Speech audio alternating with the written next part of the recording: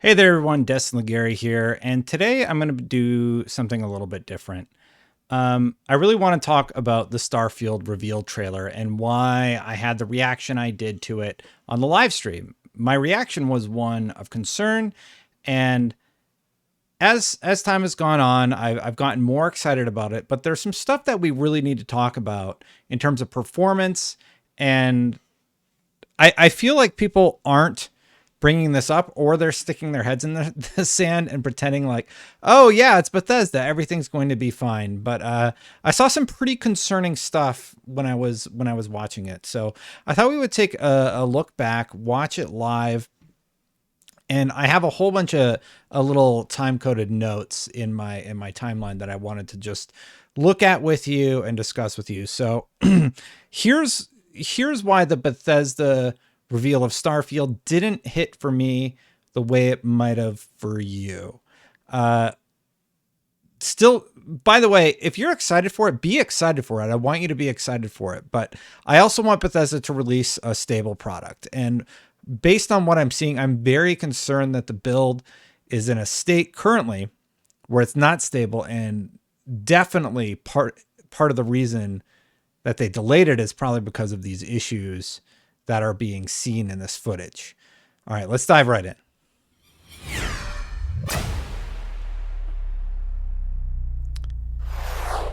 Thank you for watching. You know I'm always going to shoot you straight. So if you like my content, hit that subscribe button, hit that bell. This isn't a video where I'm just like going out of my way to poo-poo on an Xbox reveal. I was very excited about Starfield, and when I saw this, I immediately made the correlations to No Man's Sky, like many have. The term No Man's Sky was trending alongside Starfield with the reveal. And just a real quick aside about that, I don't really think that's a bad thing, and I'm very confused as to why anybody would try to deny those comparisons. You land on a planet, you mine that planet for resources, you build outposts in both games, you find wildlife that's procedurally generated. There are going to be procedurally generated planets.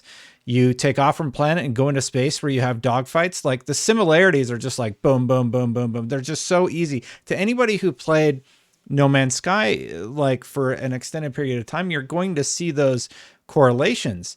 Now, the part I don't agree with are people are taking those as negative, with a negative connotation. It doesn't really make any sense to me. No Man's Sky, in my opinion, was a game that was ahead of its time, and it accomplished things I never thought I would see in my lifetime.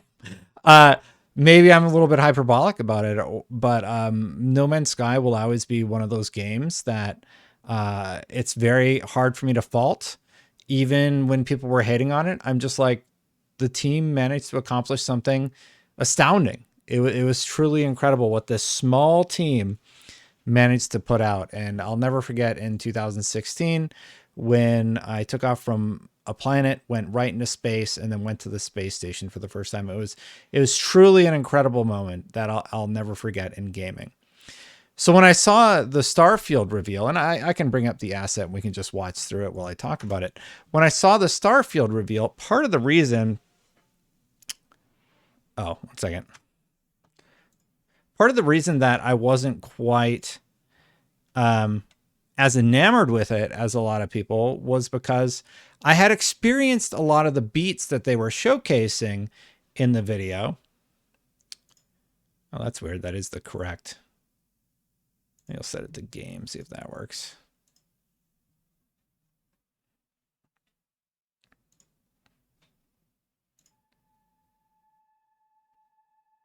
Yeah, there it is.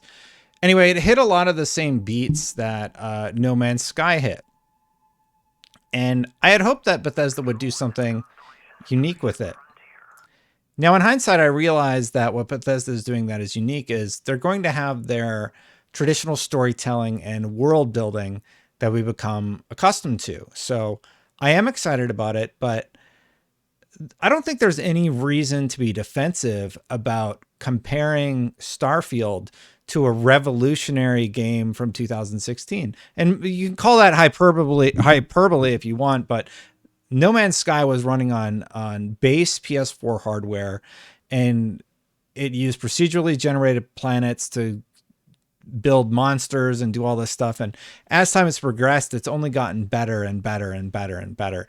And now we're at a time where Bethesda's going to take their crack at something in the same genre. Now, some people have pointed out to me that games like Star Citizen and such have done this before. And then some people just kind of get into this space where they're like, oh, so any game with a dinosaur is just like Starfield. And it's like, no, or any game with space combat is just like Starfield. It's like, no, that's really not the case. You're talking about games that involve planetary exploration and then flying around in space to find new planets that you want to explore and land on.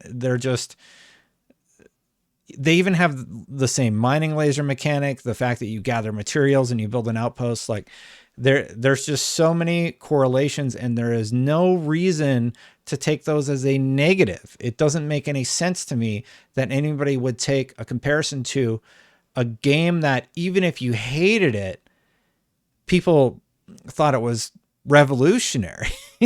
Like it's just incredible, the technology behind a game like No Man's Sky, and now Bethesda's taking a crack at something similar. So I don't think there's any need to be defensive about any sort of comparison to Sean Murray's No Man's Sky. But anyway, let's dive into the trailer and watch it.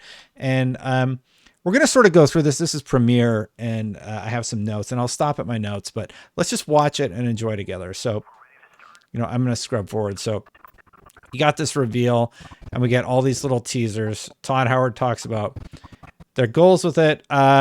We see this shot later. I freeze frame that because I'm wondering if this is a companion that we're seeing for the first time. Potentially that could be good. So Todd Howard comes out with Sean Murray, and he reveals Starfield for the first time. And right away, looking at this planet, apparently you get 23 XP every time you find a planet and 5 XP every time you kill a character. I was initially like, oh, this is gorgeous. I'm really, really excited about it. The spaceship comes in. It's landing. I love this side view of the camera angle. I really, really adore what they managed to do here. And this shot of the smoke jumped me out of it. I was like, uh-oh. Because I already know that the No Man's Sky team, or dang it, I'm going to have to stop that. I already know that the Starfield team has had to delay this game. And there were rumors that internally they were saying that they're worried they have the next Cyberpunk on their hands. And there's some things we're going to go through frame by frame so I can show you what is happening with the frame rate. Like the things that I can see, because I've done frame rate analysis for so long, I don't know that everybody can see. So I want to show you what is going on in sort of this weird format that I'm trying right now. So there's actually, let's go back to the asset here. So there's actually nothing wrong with the frame rate of the smoke. I don't see any frame dips here, right? It's just how they chose to render the smoke in this particular frame was really weird to me. It just looks like a bunch of planes like fluttering around. And the crazy thing is there's a better landing sequence later on in the footage where the smoke looks fine. It looks totally perfect. I think it's when they land on New Atlantis. So this was my first, oh crap, when I saw this, because I just didn't think it looked good. And you have to remember, so I'm a producer. I've worked with, publishers and such before. This wasn't their first pass at this, right? This is probably pass number 10 of the landing sequence. And a lot of people have to look at this and sign off on it for it to go on the stage of a show like Xbox. So it's worrying that your opening shot doesn't look as good as it could, because that's like my first impression of the game, right? And there's been a lot of people bringing up these graphical issues, and honestly, we should be talking about them so that Bethesda can say, man, we gotta look at that. You know what? I didn't say anything during Cyberpunk. And you know what everybody told me when I brought up the stuff in Cyberpunk? They did a demo on PS4 and Xbox One. And I remember everybody said, shut up, Destin. And look at what happened with Cyberpunk. It was a disaster. there were issues in the demos, and those are canned demos that we saw for Cyberpunk, that like Poppin, I remember Poppin being one of the concerns, like not a lot of pedestrians. And I would point this stuff out and everyone would be like, oh, well, it's not launch yet. It's like a month away from launch. Starfield was coming out July, August, September, October, November. Starfield was 5 months from launch before they delayed it to 2023. If they have to delay it more, I think they should delay it more. But anyway, maybe you need a little bit more context here. Sorry. So this was my first like, uh-oh moment.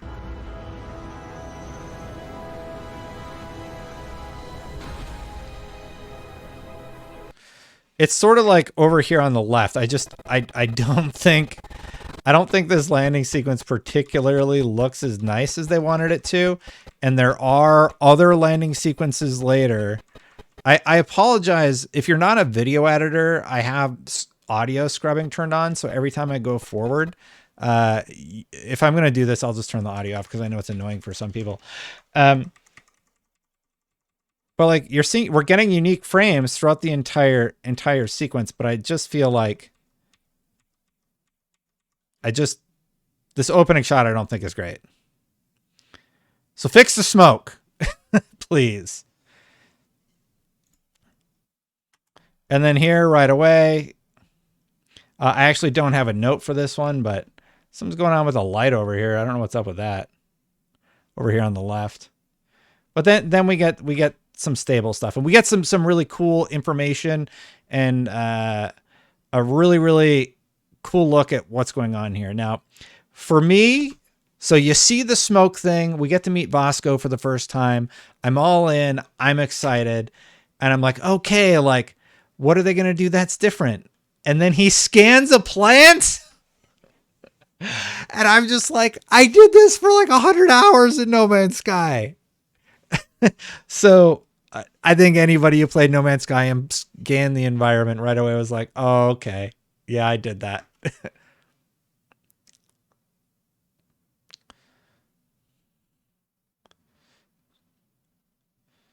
So I like this. I like the idea that there's like these little weird looking aliens. It's kind of cool. Right. Once I got over the fact that, yes, okay, like just there are things that are like No Man's Sky, but this is Bethesda's take on it. And Bethesda has told some of my favorite stories, right? So let's give them a chance and just get over it, right? So we actually also back here, I made a note. We get a look at our CO2 temp.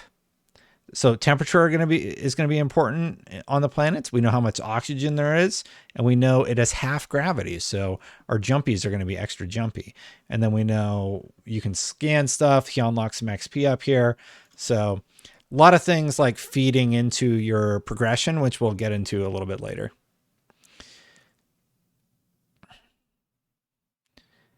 Watching him like go into the planet and see these aliens, like I said, I really, really enjoyed. And then, you know, we got a crossfade here to this enemy. And the note I have for the keyframe was probably something about the frame rate, because for some reason, when this guy animates on, it felt like he was like animating at 24 frames. Yeah, the way he moved, obviously very alien, but like, yeah, so his frame rate, let's watch. 1, 2, so that's a duplicate frame. That's 1, 2, 3, 4, 5. Yeah, that character is animated at 24 frames per second. Now, so we lost about 5 frames in the file is rendered at 2997. There were 5 duplicate frames, which means 5 of those frames are being filled in. Now, most of the footage is pretty stable, but I recognize that right away because he looks sort of jittery. Now, that maybe that's an intentional thing to make him more alien, but I think it's a little weird and a little jarring to see something moving at 24, 25 frames per second in a file that is mastered at 30 frames per second. At least it was for me. I don't know. maybe this is too nerdy for you. Like, I don't know. I feel like this is one of those videos I'm going to make where I talk about this stuff and people are just going to hate me for it. But I just want to be honest about the things that I'm seeing. Like, I'm still excited about Starfield. This isn't a like Xbox bad video. That's not the intention. My intention is to point out what I am seeing in this footage, to express and explain why I'm a little bit concerned about the current status of Starfield. The mining laser, again, very similar to No Man's Sky, at least in my experience. 23 XP for locations, 5 XP for characters. I noticed that a lot. I really like the design of this character. So let's be positive for a second. I really, really like the suits. I really, really like that we're going to be able to pick a faction later on. And it seems like we're going to be able to align with them or whatever. And unlock new sets and everything. I'm very excited about how Bethesda is going to handle the exploration aspect of the game. I look forward to doing all that. Anyway, sorry. Let's continue.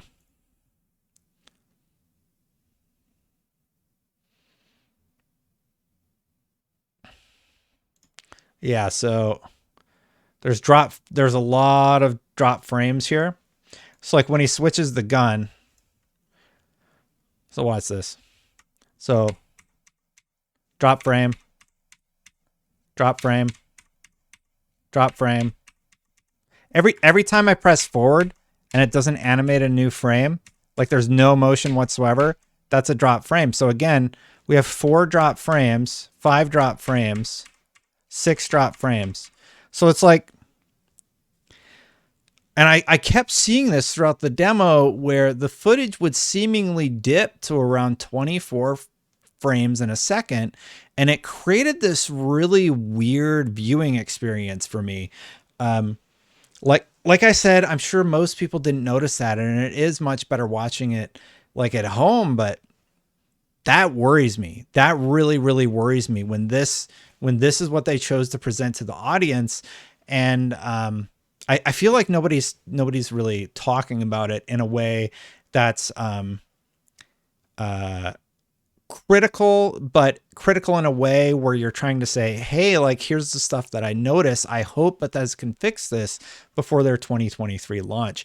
These aren't your traditional Bethesda quirky problems, right? These are frame rate dips that are constant throughout this demo. And that worries me. And I think it should worry anybody who's interested in Starfield, right? I can't remember which version of the game it was, but there was I think that there was a memory leak issue on the PS3 version of one of the Bethesda games, that was Skyrim or something, where the game would just become basically unplayable. It would dip to like 5 frames per second. So when I start seeing this and something that they've chosen to show the public, I get a little bit worried. Maybe you don't. Maybe you write it off or whatever. But that I'm just taking you through to explain why I'm feeling the way I am and why I'm a little cautious about what we've seen. I really hope we see more and in the future, like at Gamescom, and it's been corrected. Okay, so again, he reloads the gun and we get more frame drops. There's 1, 2, 3, 4, 5, 6, 7, 8, 9. That was 1. Yeah. 9,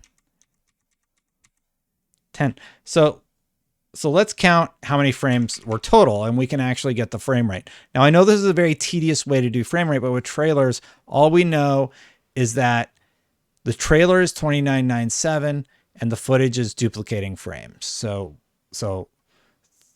30, we'll round up, we'll say 30 frames in a second. So 1, 2, 3, 4, 5, 6, 7, 8, 9, 10. So I'd estimate, so this is frame 30. I'm thinking it's like 25 frames per second, because I'm sure there was another frame dip during that reload animation. So this, maybe they did something weird where they captured the game at 24, but then mastered the trailer at 30. Maybe it's something there. I don't know, man. Anyway, let's just keep going.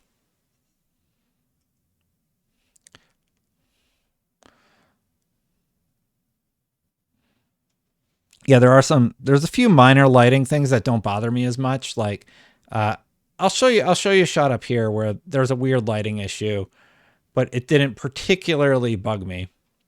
And so this is combat. You're in an interior location, right? There's like 2 enemies on screen. So it looks like his light source turned off. That wasn't a lighting issue there. All right. So I think I put the note I have is right here during this combat sequence. So let's see what happens here.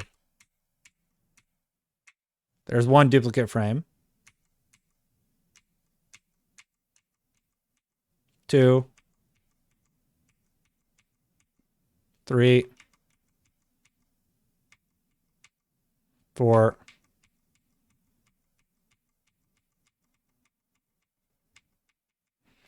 So 4 drop frames for 2 enemies in a fairly innocuous interior location, right? Like I said, it's constant throughout the presentation that we see this. Oh, I'll turn the desktop audio back on, by the way. Sorry about that.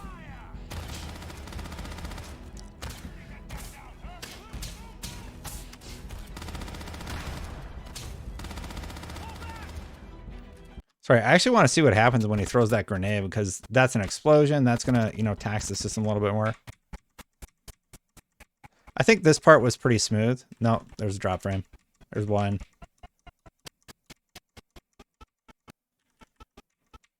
2. 3. 4. 5. 6. 7. Oh man. Okay, let's actually count this. So we'll go from here. 1, 2, 3, 4, 5, 6, 7, 8, 9, 10, 11, 12, 13.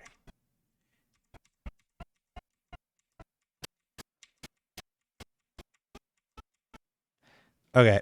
So 2 drop frames. So that's 28 frames per second for that previous second, right? So there's 1 drop frame. 2 drop frames.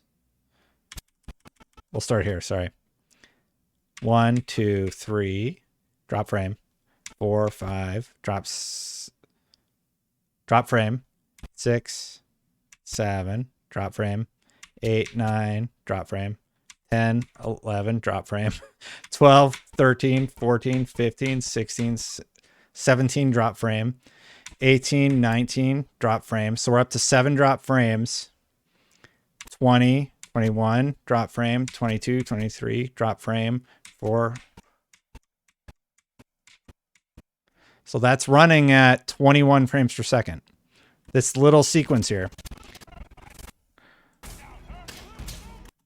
And you can sort of see it. Like, if you have the eye for it, you see it, you feel it when you're watching this footage. I know that sounds weird, but it's there.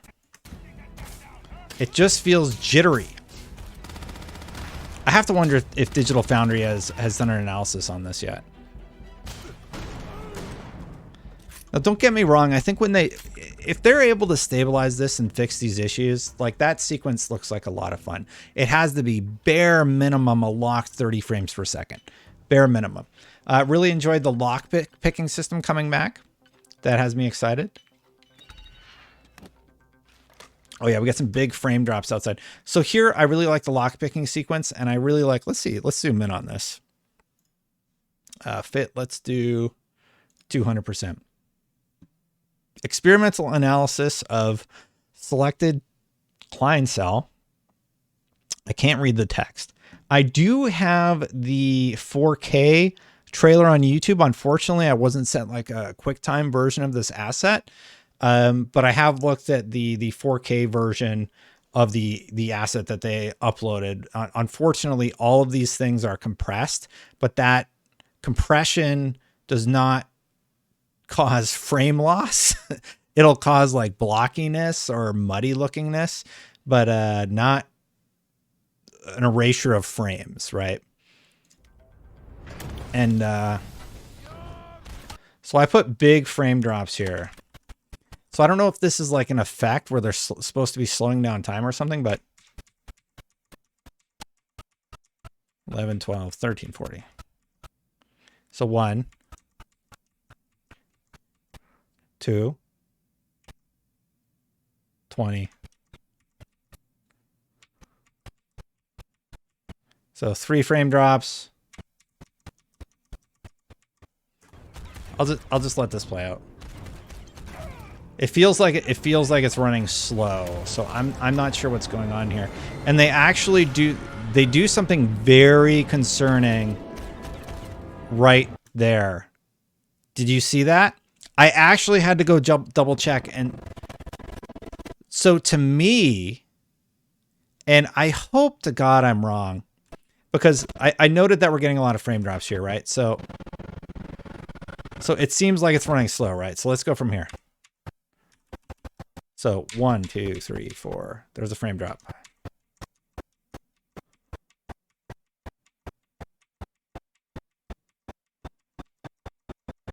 So 1 frame drop is okay. Because it's 29.97, the timeline's 30.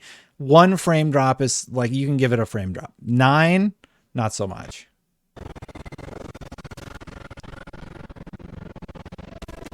All right.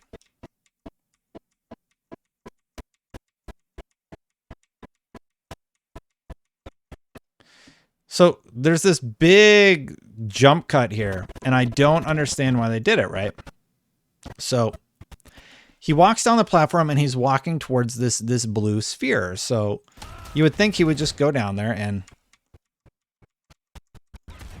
he takes out the enemies and he walks down there. But for some reason,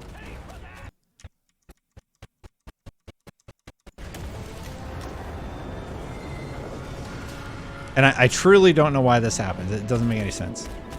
So we know there's an enemy to his left. Did he die?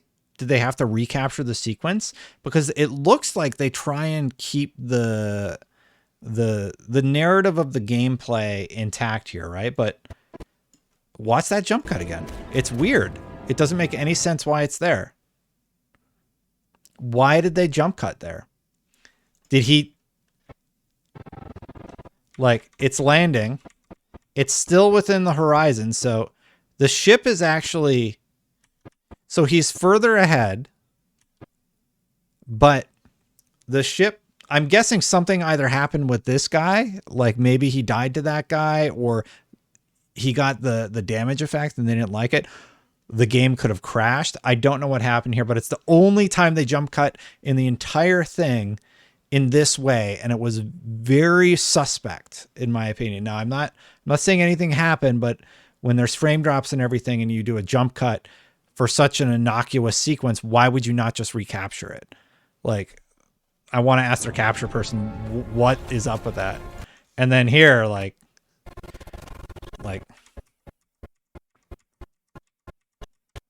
there's, so okay, we'll start from the first one. Okay, so that was all fine, but when he starts shooting the gun, so 1 drop, 2 drop, 3 drop, 4 drop, 5 drop, 6 drop.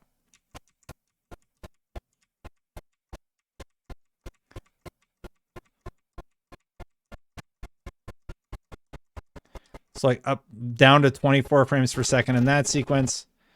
I think they wanted to get this in there because it reminded you of like when the big guy in Skyrim hit the character and sent him flying into the air.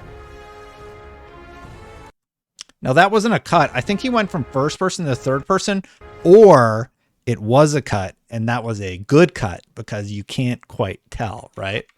So I think they just snapped into third person because they wanted to show off the jetpack. Yeah, because he's basically in the same location. And then he jumps. And this is cool. I like this a lot. Not a lot of drop frames here. That was a jump cut for sure. Or maybe he just jumped. I don't know. Maybe they used the first person to propel the narrative forward so he could... What's he aiming at? Is he aiming at the grenade? I didn't notice that he was like nowhere near his target. All right, well, whatever. They were just trying to hype up the action. Then Todd Howard talks about some of the stuff. Now, I have heard that one of the NPCs here, but because in Alex's video the other day, he said somebody pointed out that there's an NPC with his like head turned on backwards, which is, I mean, it's a little funny, but yeah.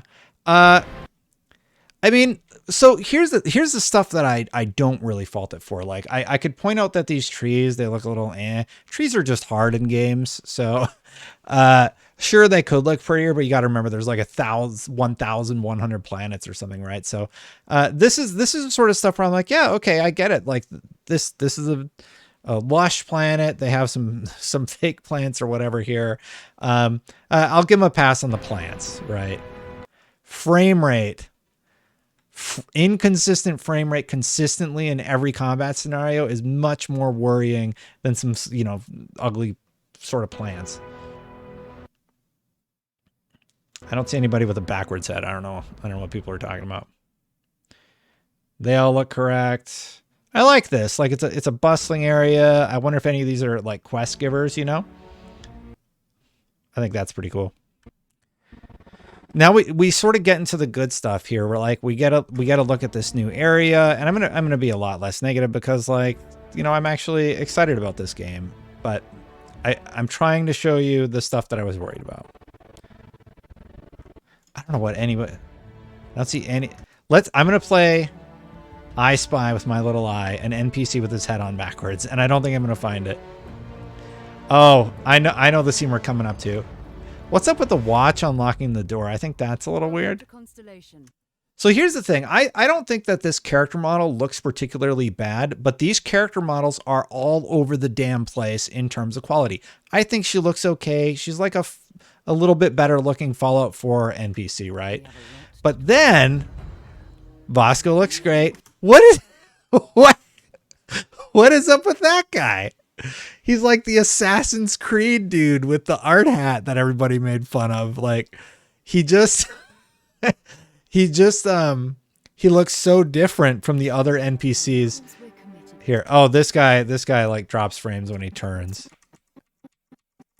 Like right near the end, for some reason, there's like you can sort of see it there. There's one, two. Yeah, let's count. 1 drop frame, 2 drop frame.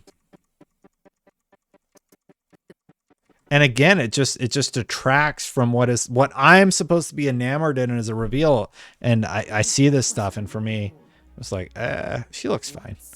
I like this planet. This planet looks really, really gorgeous. I like how they've mapped the night sky, and they're clearly trying to show that off here. I like the like little spots of foliage. I like that they're showing off your character. Like, honestly, I've been complaining for the first 6 minutes of this trailer, but I'm actually really excited about it because if they're able to work out those issues, I'm really, really stoked to see what they do with Starfield in the future. And I apologize, I probably called it No Man's Sky like 40 times. These artifacts. See, and then you got your character model over here who like she looks good. The main character you talk to when you get here, and let's just zoom in really quick. And then you got like, what? Why did they choose that for the reveal trailer? Like some NPC that doesn't look like, she looks awesome. That guy's not able to be seen, so whatever. As to what they are. That looks really pretty. The reflections of like the metal shimmering off the wall, I really, really like that. Building. You will be part of solving that puzzle now. I think there's nothing particularly wrong with her character model.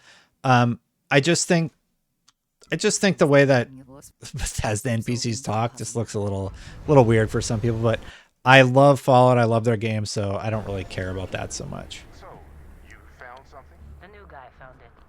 You dug up the art. Yeah, see, he looks really cool. Look at his suit. Look at the scuff marks they put on his suit. I think his character model looks really good. He has facial hair. The facial hair is modeled quite well.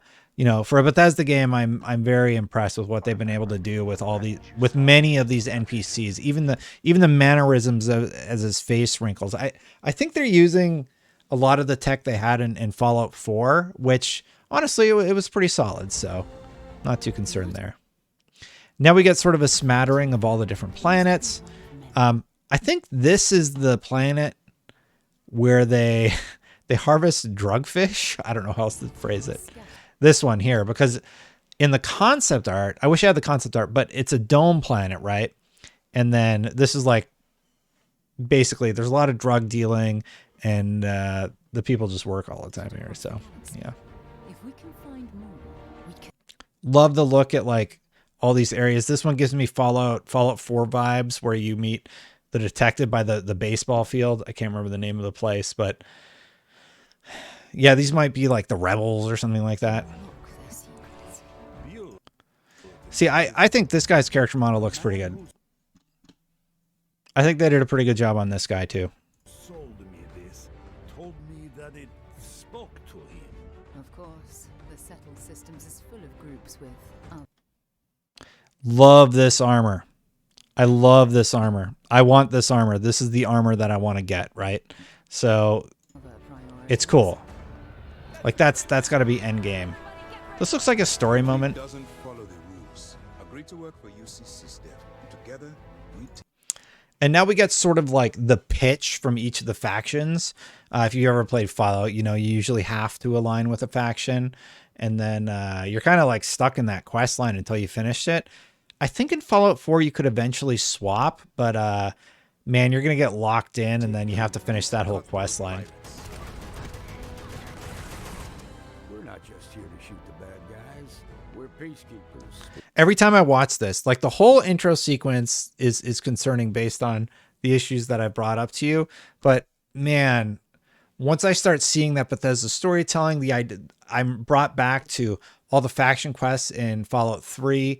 One of my favorite storylines in Fallout 3 is when you end up, I think you're on an old ship or something like that, and there is an artificial intelligence on there who believes he's human, and you prove to him that he's an artificial intelligence, but he asks you to choose to either, like, I think you either choose to kill him or expose him, and then they kill him, or you just don't say anything. And I love that quest line, and this footage and all the faction introduction and everything, it just reminds me like, yeah, finally we're going to get back to classic Bethesda storytelling like we had with Fallout 4, like we had with Fallout 3, Skyrim, all those games. And that's what really gets me in with Starfield. And this whole trailer is designed to have a little bit of something for everybody. There's the exploration aspect. There's the space exploration aspect. There's the base building, which I hated in Fallout 4 and Fallout 76, but I know a lot of people adore that. So, well, not everything is for me. There's something for me. There's something for those people who love that. And that is exciting. You know, I get why people are excited for it. And every time I watch it, I'm very excited about the game at the end of the day, even with the concerns. Oh, look at that armor. That's on purpose. Like, this is cool, right? Like, I want to kill that guy and take his armor.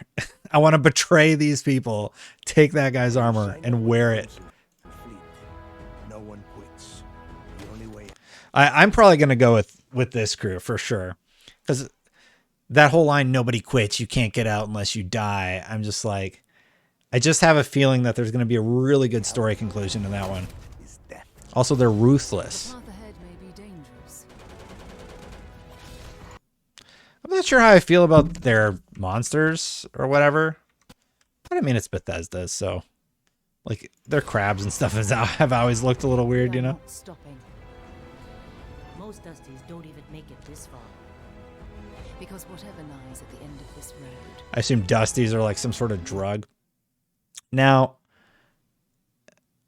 for me, when I saw this, yes, we're looking at Starfield, but what I saw No Man's Sky in that shot. And let me just bring up the exact frame. I tweeted about it a few days ago, and everyone's like, oh, so the games can't have dinosaurs. It's like, come on, man. It's okay for games to have similarities. And like, I was reminded of the reveal trailer in No Man's Sky when you walk out and you see this giant dinosaur, and they sort of did that beat in their trailer, right? And there's the two of them side by side. And Starfield's doing the same thing, and I dig it. I get why they're doing it. That's sort of like, oh, look at all the fantastical animals that you're gonna, or dinosaurs or whatever you want to call them, that you're gonna discover. That reminds me of the obelisks or whatever in No Man's Sky. There's a lot of correlations to make, and that's okay, in my opinion. Forever. Have I really been recording for 40 minutes? Oh my God. There's no way anybody watches this video that long. So let's just jump really quick. So I really like the character creator. I like that you can make your character a big old fatty or whatever you want, you know. It looks like it's really improved. Lots of interesting perks here. And they're going to match with the traits that you pick up later. Like introvert, kid stuff. I actually took notes about kid stuff. I don't know why anybody would take it. I think it's like your parents are alive, but you have to give them 10% of the money that you get. That's got to be like a storyline quest or something, right? Lots of different permutations of the characters. I love this. I don't know what game it was from, but they said, Todd Howard saying something along the lines of, you know, we took the things that people like from our old games and we implemented it here. Basically, like, if I have a thing that I like, I get rewarded for using it, and I adore that. I'm very, very excited to be able to build into what I want. And then if I want to switch it up and not be penalized for it. Looks like there are, what did I say here? Faction quests or some sort of quest where you need to keep your base up to date. Some various... Oh yeah, so No Man's Sky definitely did this. We've seen that comparison. Oh yeah, and then here's the thing that tripped me up. The smoke here looks great.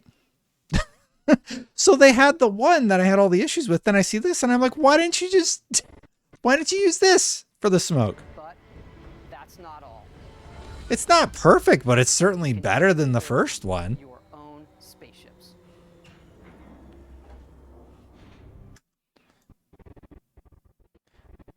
I sort of like this. I like this and I don't, right? So I love the interior look of the spaceship, actually. But when I see this, you know what it brings me back to? It brings me back to Fallout 4, Fallout 76, where everything that you're able to make, like, you're not going to be able to make the SS Normandy from Mass Effect. You're going to have to make this ship that looks like it's a bunch of space garbage, like duct taped together so that you can do space exploration, right? And that's just like the aesthetic that they want to go for. But man, I do really wish that I would have been able to like make something super sleek and sexy. I'm hoping that they have something like that they're saving for later. And so then they did confirm that they aren't going to allow you to just fly your ship around on the planet, and that you are going to have to take off and then land. So sort of a weird design decision in my opinion, but I think it's pretty clear that that's a cutscene. I hope they don't do a fade to black. Are they going to fade to black and then have you be in space? Like, is that what they're going to do? If No Man's Sky had not have existed the first time we saw this, I would have been losing my mind. It looks great though. Like, it looks really awesome. Then we get a little bit of a dogfight here. And what did I say here? I just like this part. I just love the space part. I love that it's HUDless. I love the sound design. I love that explosive effect that they're using here.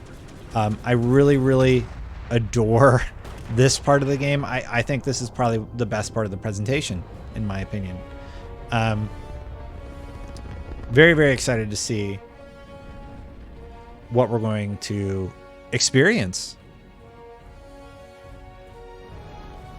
See, like, this is a little bit more my jam.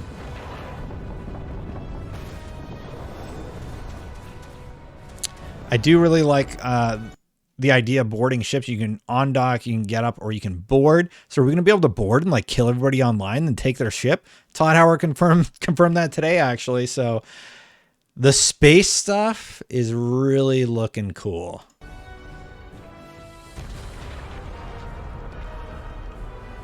What if you can board a ship, plant a bomb, not tell them, then detonate the bomb? Is that what they were alluding to here? Like, let's say you board the ship and you have the diplomatic perk, and then you're like, oh, yeah, it's okay. And then you blow up their ship from your ship. Oh, it's evil, and I love it.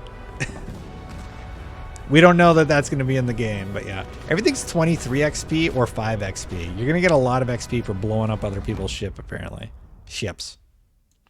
And Todd talks about it a bit more, and then we get another sizzle, I think. Oh, he talks about the scope of each of the planets. At one of our planets, Jemison. You can land in New Atlantis, but you can also land and explore anywhere on the planet. Okay, so you can land and explore anywhere on the planet. That's great, but you're not going to be able to fly your ship around. So I'm really curious about that. It seemed like, I believe Todd said today that you're going to know which planets have something interesting. And that's a bit of a bummer because I hope they have some Easter egg hidden away on one of the 1,000+ planets that we're going to discover. But yeah. And it's not just this planet. It's all the planets in the system. So it's 1,000 planets where you can do that. Planets the size of Earth. And that's why I'm like, I feel like that's why a lot of people are like, that feels like a little bit too much. But there is going to be like a single narrative if you want to play that way. From barren but resource-heavy ice balls. See, there's no like, you would scan it and then it's going to be like, oh, there's a structure there. That's probably how they're going to do it. You scan the planet and then it's like, well, you want to go over here if you want to see the cool thing. All right? Open for you to explore. We can't wait to see what you find. Watching it back, I get more excited every time I watch it. Yes, I wholeheartedly think there are No Man's Sky comparisons, but like that weird monster there, I don't care. I think it's really, really cool. I really like that Bethesda's having their shot at it, and some of these planets look absolutely gorgeous. I can't wait to go exploring in this universe, honestly. So anyway, that's sort of like my whole spiel about Starfield. I doubt I'm going to do another one. Well, I'll see what the response is. I did not think that this video would be 47 minutes long, but I wanted to sort of go through the whole trailer, just talk about it with you today. And yeah, if you stuck with me to the end, thank you so much. Starfield is coming early 2023. If they need to delay it, I really hope that they do, because it looks amazing. And I'm really excited to see what they did here. And I hope that all of you love it. I hope my video hasn't made your impression of me as some sort of hater of Starfield. I'm not. When I really, really love a game or am excited about a game, I'm more critical of it. You have probably seen my Destiny tweets. I really, really want Starfield to be an amazing experience for everyone. I don't want it to be a Cyberpunk. It would just be demoralizing if this game that so many people have been waiting for just turns out to be another Cyberpunk, and they don't want that. Xbox doesn't want that, and I think delaying it was the right decision. Thank you for joining me on this journey. If you like my content, hit that subscribe button, hit that bell. I know this was a long one, but yeah, I just wanted to go through it frame by frame at some points and show you what I see going on. Thanks so much for watching. Thanks so much to the members for supporting this content. I greatly appreciate you. If you would like to become a member and say, hey, make more content like that, hit that join button down there and let me know what you thought about this video. It's way longer than I expected it to be, but I would love to hear what you think. Thanks so much for watching, everybody. I'll see you for the next one.